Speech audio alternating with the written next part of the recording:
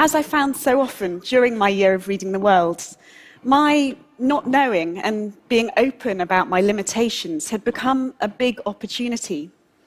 When it came to Sao Tome and Principe, it was a chance not only to learn something new and discover a new collection of stories, but also to bring together a group of people and facilitate a joint creative endeavor. My weakness had become the project's strength. Now, the books I read that year opened my eyes to many things.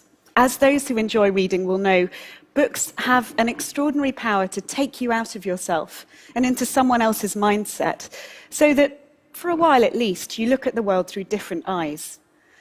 That can be an uncomfortable experience, particularly if you're reading a book from a culture that may have quite different values to your own. But it can also be really enlightening. Wrestling with unfamiliar ideas can help clarify your own thinking. And it can also show up blind spots in the way you might have been looking at the world.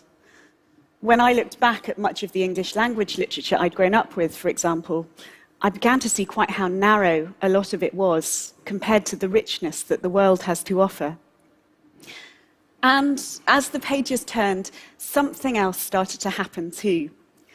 Little by little, that long list of countries that I'd started the year with changed from a rather dry academic register of place names into living, breathing entities.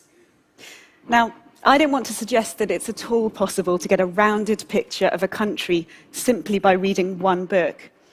But cumulatively, the stories I read that year made me more alive than ever before to the richness, diversity, and complexity of our remarkable planet.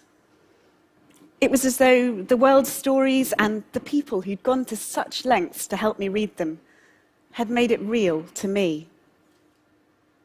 These days, when I look at my bookshelves or consider the works on my e-reader, they tell a rather different story. It's the story of the power books have to connect us across political, geographical, cultural, social, religious divides. It's the tale of the potential human beings have to work together.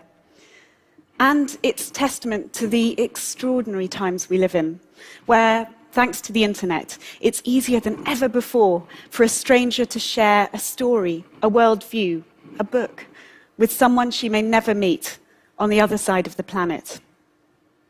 I hope it's a story I'm reading for many years to come, and I hope many more people will join me.